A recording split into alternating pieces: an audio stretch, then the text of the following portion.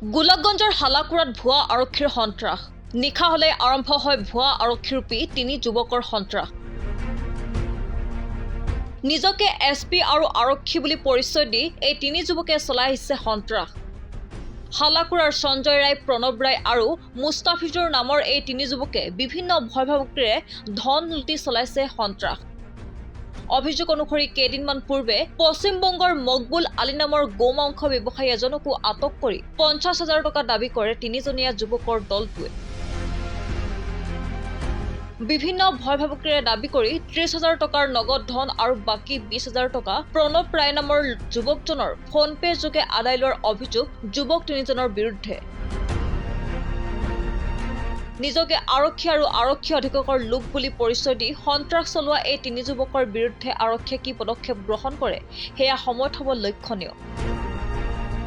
আমি কালকে ওই গ্রামত কাপড় ব্যবসা করছিলাম, এই সময় একটা গাড়ি আসিয়া আমাকে ঘিরে নেয় আর কয় যে টাকা পয়সা আছে, চাই আমার কাছে। আমার লগত ছিল 30,000 টাকা, ওই টাকা না মানে পরে আরো মানে অ্যাকাউন্টে 20,000 টাকা পরে নেয়, তারপরে আমাকে ছাড়ে।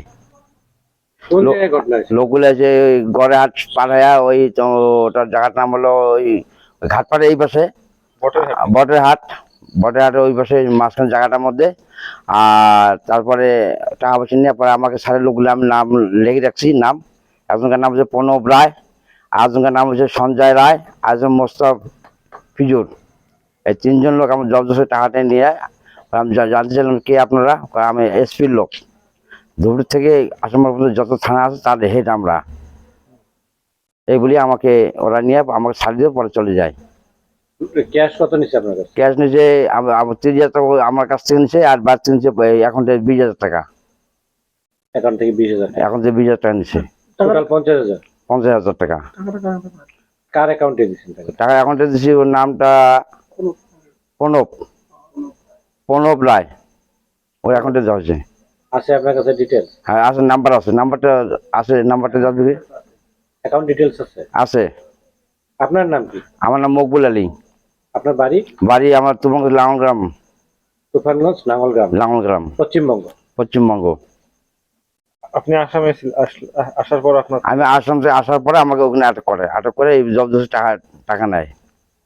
যদি টাকা না দেন তাহলে অসুবিধা হবে।